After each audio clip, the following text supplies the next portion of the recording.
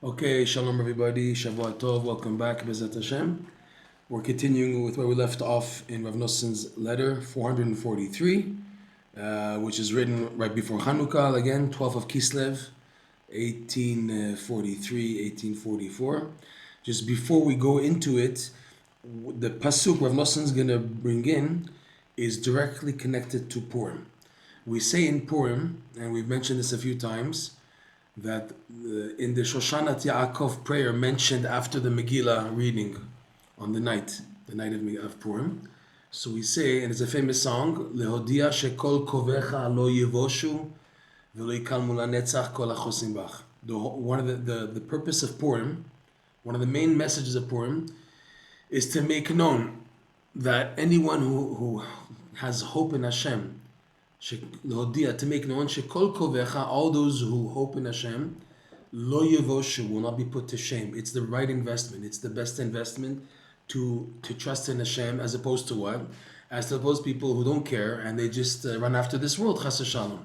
So the message of Purim is to make known that all those who hope in Hashem, they will not be put to shame and they won't have disgrace forever. Kol hachosim bach, all those who rely on Hashem. Okay? Purim has two parts to it, and these two parts are so amazing because they relate directly to lesson 24 Likutei Moharan. Purim has, the main part is the simcha part, but Purim also has the part of yearning for Hashem. Okay? To explain this idea of the yearning to Hashem, I just have to recap a story that I maybe mentioned many times. Rav Levi Yitzchak Bender, who was one of the best of elders from the previous generations. He was in Uman before World War I, during World War I, after World War I, before World War II, okay? And then afterwards he fled, he had to leave, he escaped, and he made it to Eretz Yisrael in 1949. He said that he used to read the Megillah in the Breslever Klois, that was the shul in Uman. And he said many times, we're talking about the time the Jews were going through major difficulties then. The pogroms, the anti-Semitism, the starvation, the poverty, all types of crazy things were happening to the Jewish people in general, but especially in the Ukraine. It was very, very hard. So he said that when he would just say the bracha for the reading of the Megillah, many times everybody in the shul, men, women, and children, would burst out and start crying. All of a sudden, before reading the Megillah, they all started crying, not out of fear and panic, but out of yearning. Because the whole idea of Purim is that there's hope. And there's hope, like we say in the prayer after the Megillah reading, those who hope in Hashem, they will not be put to shame. Meaning, the story of Purim is that miracles happen. Miracles happen to people who turn to Hashem. Hope happens to people who turn to Hashem. This is one of the biggest messages of Purim, because there, in the Purim story, it was absolute death. It was finished. Men, women, children, that was the decree. Can you imagine a decree going around in every city, get ready to kill the Jews next year on this date? Can you imagine the mentality, the trauma, the psychological fear the Jews were having in every city when the decree arrived their cities, 127 nations. The message comes to kill all the Jews next year on Adar. you hear that, you start freaking out. And it was really bad. That's why the Jews were able to fast 3 days, no drinking, no water, no eating, 3 days. How did they do that? Because the fear of death, of being finished, was so strong, it pushed the person to do something. But the thing is, the person who's pushed to do something is someone who doesn't give up. Someone who gives up, forget it, they die. But people who don't give up, they turn to Hashem. And that was the message of Purim. The message of Purim is, if you do the right thing in life, which is to turn to Hashem, because there's nothing else you can do in life. The reality is, when you see the big picture of existence, there's nothing else that you can really do other than to turn to Hashem. You can do short-lived, short-term things here and there, but ultimately in life, you're going to see, or you have seen already, you will see that it's only turning to Hashem for everything. Like Rebbe Nachman says in lesson 14, Tov Hashem lakol. We say this every day in Ashrei, right? The Pshat translation is Hashem is good to everyone. Tov Hashem lakol. Hashem is good to everyone. Rabbi Nachman says, read it literally. Tov Hashem lakol. Hashem is good for everything. For everything in life, turn to Hashem. We tell people, right? Always when people come with all types of difficulties, what do we tell them? You gotta daven. You gotta daven. And they say, but I'm davening. So we say, you gotta daven more. But I'm davening more. So you have to daven more. What else? What else? What? You think it's a magic button? People go to tzaddikim, they want like magic. Hoochie poochie, hocus pocus. Give me a bracha, give me a pigeon. And then they expect like miracles to happen. Listen, it's the tzaddikim. Rav Noson writes in one place, there's the laws of, azov to azov imo. A person who's like animal falls, crashes under the weight.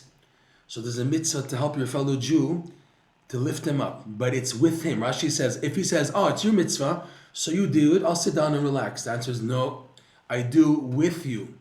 If it's just me alone, I have no mitzvah to help you. It's you and me together lifting up your donkey. So that's how Rav Noson says with the tzaddikim also. Tzaddikim are there to help you, but you do your input. If you do nothing, you say, no, I'll just sit down, relax. I have the tzaddikim, they do everything for me. You're wrong. You got the wrong message. That's not the message. That's not life. Hashem didn't create you. You do what you want, and the tzaddikim work for you. The tzaddikim don't work for you. Once Rav Noson had someone who would always frequently come to Rav Noson, give him a pigeon, money for a pigeon, and ask, specific requests. And once he gave the money to Rav Noson, and he quickly left. Rav Noson says, get back here. Well, you think I work for you? You think I work for you? What? Every time you come, you have a problem, you come to me, you give some money for a pigeon, and then you just take off. I work for you, I don't work for you. He said, you have to keep your word. Hashem hit you, and you woke up, you want to do tshuva, but then you fell again. It can't continue like this. You come to me, you give me a pigeon, you think, you have to do your part. Okay? The problem is when a person really does his part and he feels stuck. Fine, then we understand. But most people take it for granted. Okay? So it's a big thing that the tzaddikim can help. But you have to do your part. And what's your part? You have to turn to Hashem. You have to turn to Hashem. Rabbi Nachman once said, the tzaddik can't do everything. You have to do your part. The tzaddik can only help you if you take the initiative and you want to help yourself. Im ein ani li, mili, Pirkei Avot. If I'm not for myself, who's going to be for me? Tzaddikim, yes, they're great, they're powerful. But on condition, what? That you do your part. If it's a minimum, but do it. Not, okay, I'll go to the tzaddikim, they take everything. It's like these people, they continue to live a secular life. They go to tzaddikim, they have emunah tzaddikim and this and that, but they keep on desecrating Shabbat. They don't keep the laws of purity. They don't say bracha. Well, what do you want? And then they complain about their problems. What do you want? You have to do your part. It's not like, the tzaddikim and the Torah and Hashem and that. You have to do your part, okay? So it's a big thing. That the only thing in life is to turn to Hashem. And when you're being squeezed, you turn to Hashem. And the purpose of the tzaddikim, the true purpose of the tzaddikim, is they're here to wake you up and teach you how to turn to Hashem and not to give up, okay? So this is one of the biggest gifts of Purim, because Mordechai in the Purim story, his whole thing was to wake up the Jews to do tshuva, right? It says, Vayzak za'aka gdola umara. Mordechai didn't hide in the corners. He went in the streets. He went up to in front of the palace. He can't walk in front of the palace wearing the sackcloth and mourning. He's not allowed to do that. So up to the entrance of the king's palace where Esther was, he was crying and screaming. Everybody was seeing him, and then, shh, what are you doing? Why are you making noise? He says, no, there's a decree. There's a decree against us. It's been signed in heaven even. Eliyahu Navi came to me, showed me the decree to annihilate all the Jews because they ate from Achashverosh Seudah, and they all bowed down to the idol of Nebuchadnezzar. Even though they didn't mean it, because they actually did it, you're not allowed to bow down to an idol. You have to, it's one of the three things, the three cardinal sins that you have to die instead of doing, okay? So because the Jewish people bowed down to Nebuchadnezzar's idols, and the feast that Achashverosh made, and Jews from all over the countries came, and it wasn't kosher food, so now we're being punished, okay? It sounds a lot like today. Today people have kashrut and also idolatry, which is in many different forms. It's hard to say, but the Jews who are living a secular life, that is idolatry, where money also, people live off of, based on money. That's the main thing. That's also an idol worship, Rabbi Nachman says in lesson 23. So, but the tzaddikim, they scream and cry and they teach us how to daven. That's the main thing of the tzaddikim, okay?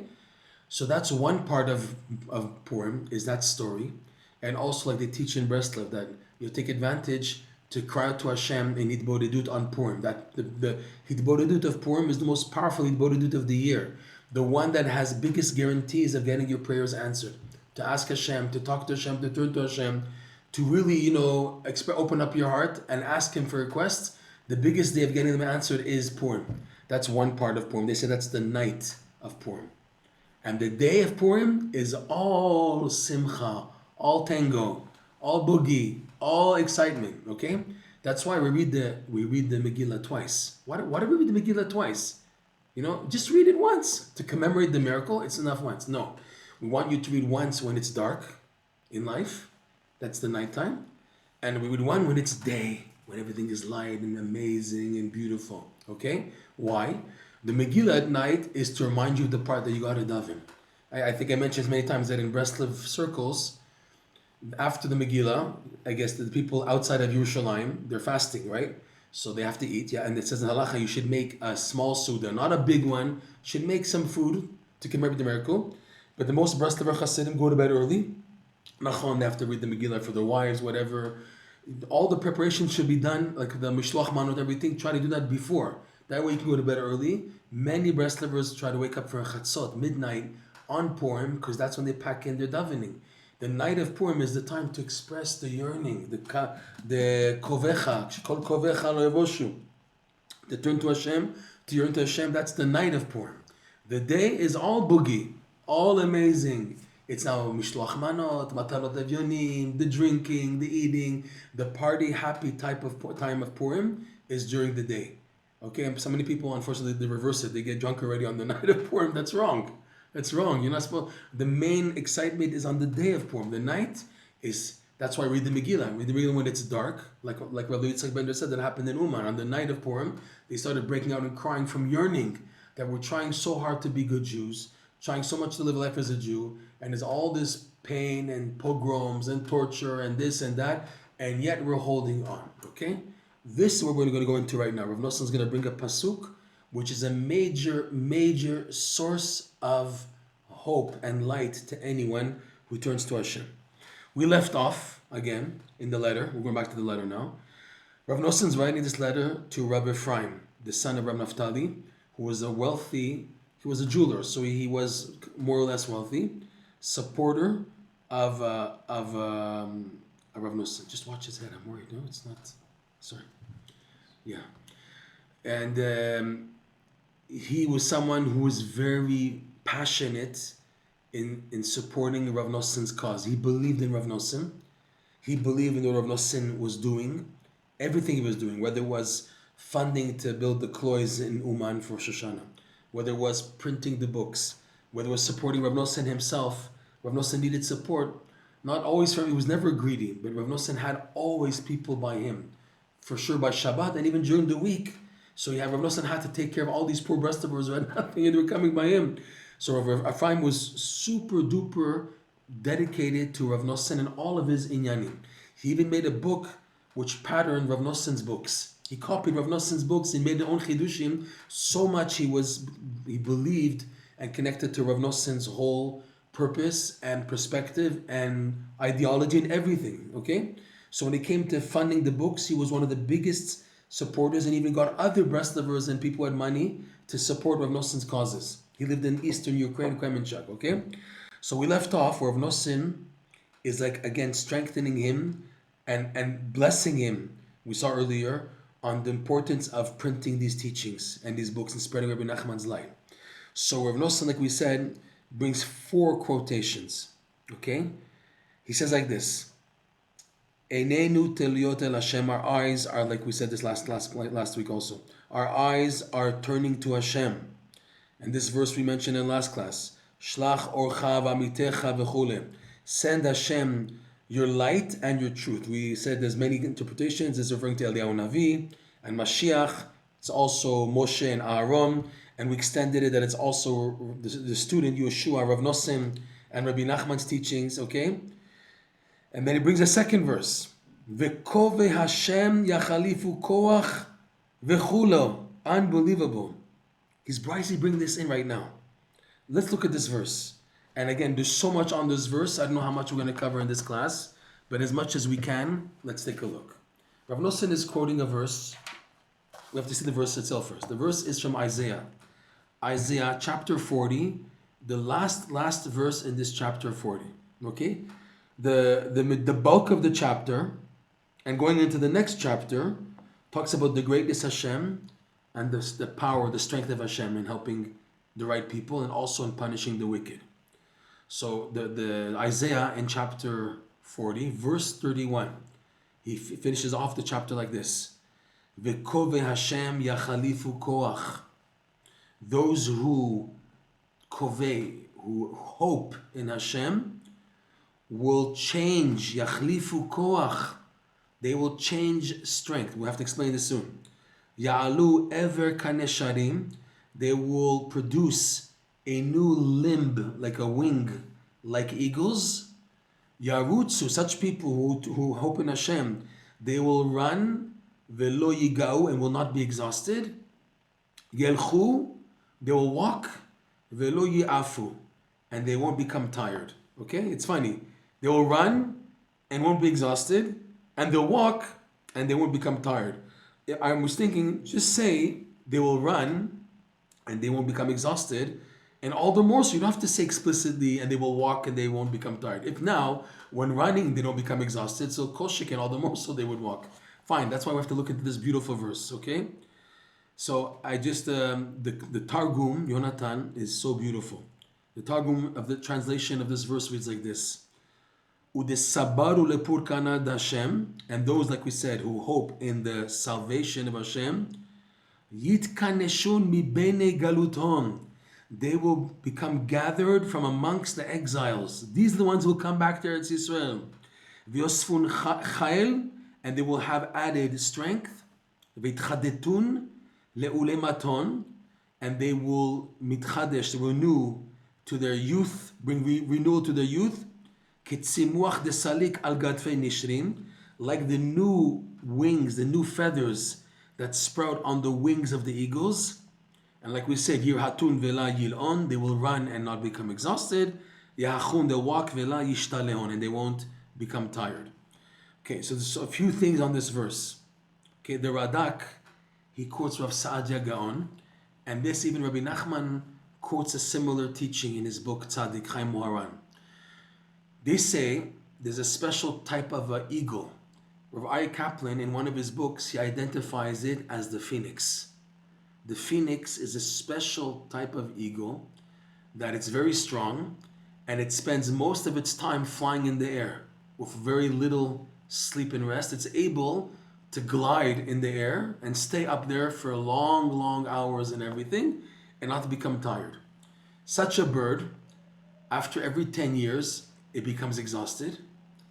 And what happens is, it goes close proximity to the sun, and the sun begins to burn its wings, and it falls into the sea, only to sprout new wings, like renewed wings come because of the heat of the sun burning, melting its feathers. So the body produces new wings, new feathers, and the production of these new feathers allows for the eagle to have renewed strength and to fly again.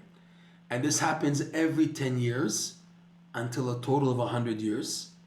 And at the 100th year, it flies up to the sun directly until it gets burnt totally. And then it flies into the sea and dies. Rabbi Nachman brings this part, and he says, and Hashem creates a new bird like this, that after the first one dies. As if to say, see, we're joining what Rabbi Nachman says and what Rav Saadia Gaon says. Rabbi Nachman says there's like one or two of these birds in every generation. It's a special type of phoenix, it looks like. Okay? And it has this capacity of having renewal, but then at the end, when it's the end of the end of the time, then it goes up and it just dies, but then another one is created. So really there is no despair. In other words, this bird has a continuity, okay? This point is so powerful. The commentaries explain that V'koveh Hashem yachalifu koach. This statement, which Rav Noson is quoting here, is so powerful. And the commentaries say like this, that a person, again, who puts his energy in turning to Hashem, that itself gives a person renewed energies. The verse before, verse 30, read like this, V'ya'afu ne'arim v'yiga'u u'bachurim kashod yikasheu. The ne'arim, the young ones who attack the Jewish people, in other words, they have strength, they're young, they'll become exhausted. And the bachurim, again, another term of lads, the young men, they will stumble. Okay? That's the people who have strength, who try to attack the Jewish people. But the Jewish people, the Kovei Hashem, those who put their faith in Hashem, yachlifu koach, they will still be standing. When all the enemies, they run out of their strength, that's it, they dry out and die. But the Jewish people, even at age 50, 60, 70, 80, the koach of hope in Hashem is that's what renews energy. Now you can see this in life. Someone who doesn't have hope, all of a sudden he gets old fast, he gets weak, and he dies, and this happens, and system breakdown, the liver stops working, the kidneys, because the person gave up on living, they gave up on life. But those people who keep on having a yearning to live, Kovei Hashem yachalifu koach, it exchanges their strength. Those who rely on Hashem, Kovei Hashem, yachalifu koach. Now the point, in our context, that means that it doesn't say those who hope in the tzaddikim will exchange their strength. No, the tzaddikim are there to remind you to turn to Hashem. So the verse reads, V'kovei Hashem. Those who turn to Hashem, because that's what the tzaddikim want. The tzaddikim want you to do your part. So Kovei Hashem, those who get to the point and realize it's only Hashem now. There's no more hiding, no more playing games, no more trying this and that and cheating. It's it. It's only me and Hashem, and I can't hide anymore. I can't play games anymore. When a person realizes that, and he puts his full heart devoted into coming back to Hashem and putting his hope in Hashem, yachalifu koach, he exchanges the strength. It's unbelievable. He exchanges his strength. In other words, he gets a renewed strength just from the hope in Hashem. This is phenomenal. The idea is unbelievable. You can have a person who's weak and drained and tired and everything, and life is just eating up at him, and the kids and wife and the work and everything is weighing down. But when did you see this person get back to life? When he reminds himself about Hashem and about the yearning to Hashem, Kovei Hashem, he puts his hope in Hashem. This all of a sudden is a wake-up call. It's a yachalifu koach. I just want to finish with a quick story, and we'll continue with this verse because there's so much on this verse. We didn't cover half of the stuff here. There's a Gemara in Sanhedrin, Kiddushin, Yerushalmi, there's Tanat V'Eliyahu, there's commentaries I didn't even get into, right? But I had a neighbor, she was a Holocaust survivor. She went to Auschwitz and Bergen-Belsen and other camps in between. She survived everything with her sister. From beginning to end, these two sisters, even though Megillah in Auschwitz separated them, the older sister went into the other line, grabbed her sister, pulled her in with her, and they survived. She was destined to be tested on by Megillah, but the sister, she had a feeling that that's the wrong line. She took her sister. Their parents, they lost their parents. That was the last time they saw their parents was in that selection from Megillah, okay? They spent Auschwitz together. She was only 14 years old at the time. So, and she was from Hungary. Hungary was the last country to be sent to the concentration camps. So she was in Bergen-Belsen with her sister. Her sister was on the shelf, 2 shelves above her, on sleeping in the bunkers, in the bunk beds, wherever they were. And she was 2 below. When the Germans saw that the war's finished and they're doomed, before they left, they gave the Jews big morsels, big rations of bread with poison inside. The Jews didn't know that they put poison in the bread. So the situation of the Jews, they were so emancipated, so many lost their appetite. She, my neighbor, she thought to eat the bread because she said, even though I'm not hungry because of being starved and not eating for so long, still I need some energy. So she ate the bread with the poison and she got typhus. From whatever, the combination of the starvation and the poison, she got typhus, okay? So they ate the bread and she was having, not feeling well a little, but what could she do? A day passed and they didn't see any German soldiers. They're looking from the bed and they couldn't turn because they were packed so many people on each shelf that to turn to get out, they all had to turn together. So every day, some people were dying, so they couldn't turn. So they had to throw out the bodies on the floor so that they can turn to get out. But they reached a point, they were so weak, they couldn't even push the bodies in order to turn to get out.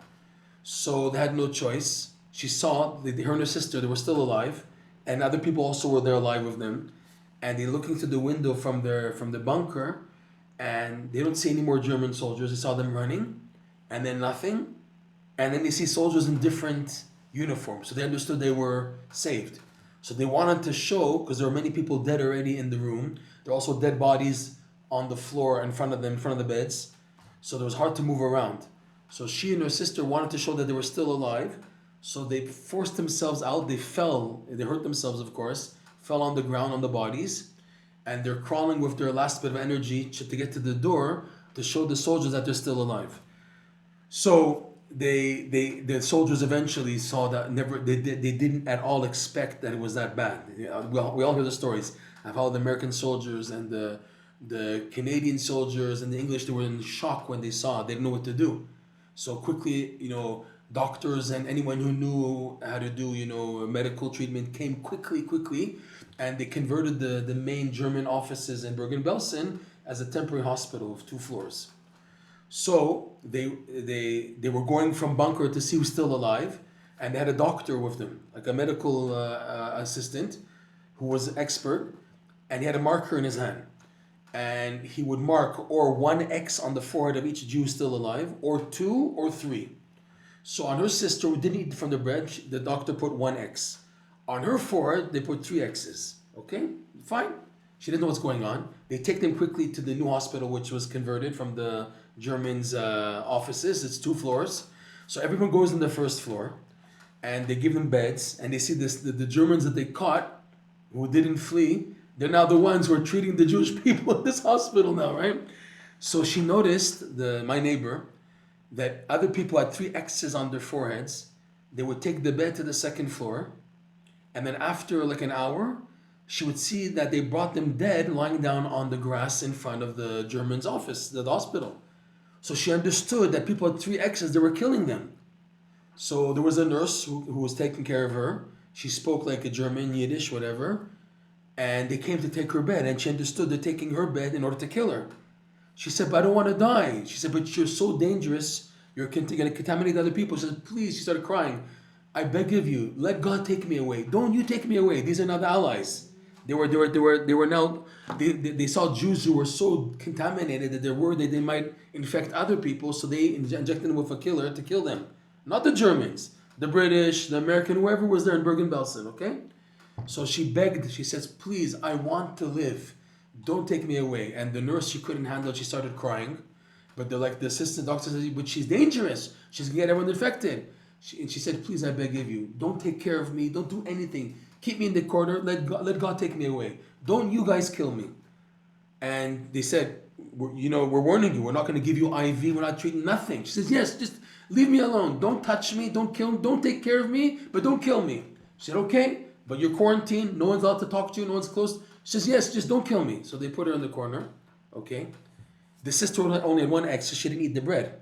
So she was going nuts. She was in better condition. She was ready. They were giving her milk to drink, and she was drinking milk and getting back energy and whatever. She went crazy looking for her sister, because she also knew what was happening, that the people with 3 X's were going to the 2nd floor. They were killing them and putting them on the grass. So she came looking for her sister. She found her. She says, you're alive. You're here, thank God. Secretly, she started bringing her milk, and she kept her alive. She was alive for 2 weeks, and the doctors couldn't understand why she's still alive. How is she still alive? We can't figure it out. Okay? So after 2 weeks, they see that she's still around. She didn't die yet. They said, we want to check you out now. We want to check you after 2 weeks. They see that she has hope, no typhus. They said, okay, we decided we're going to take care of you now. They brought her into a normal room. And the Germans, she remembers the evil Germans who were the killers, who are now they're forced slaves. They put the IV hammer in the wall and the IV connecting, and they started taking care of her. What's the point of the story? She wanted to live. She wanted to live. She said, don't kill me, don't kill me. And she insisted, I don't want to die. And she made it.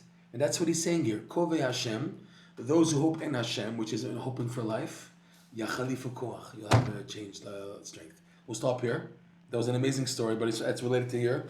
And we didn't even explain why Rav Noson's bringing this verse here.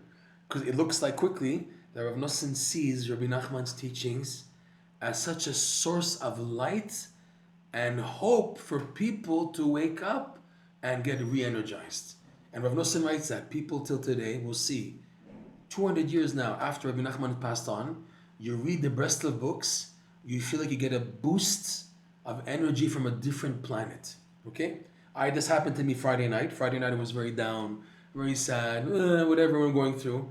And I just read a piece of Likutei Halachot that where I'm holding in whatever I have to read, and it literally brought me back. I was in tears. It brought me back to life. It showed me that Hashem is still watching, and these tzaddikim, they care, and their words of encouragement is the biggest gift of all. The biggest gift of tzaddikim is to give a person the vessels that on their own they can wake up. Rav Nachman Tuchener, who didn't know Rabbi Nachman, someone asked him, tell me a miracle of Rabbi Nachman. Tell me a miracle.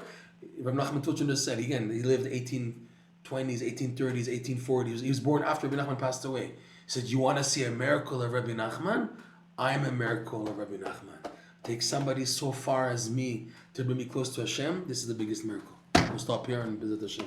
Continue in the next class. And again, people who have questions or comments, whatever, you can reach out to me by WhatsApp, private message only, WhatsApp only, +1 732 800 1863. Once again, +1 732 800 1863. Thank you for joining the class. Shalom, shalom.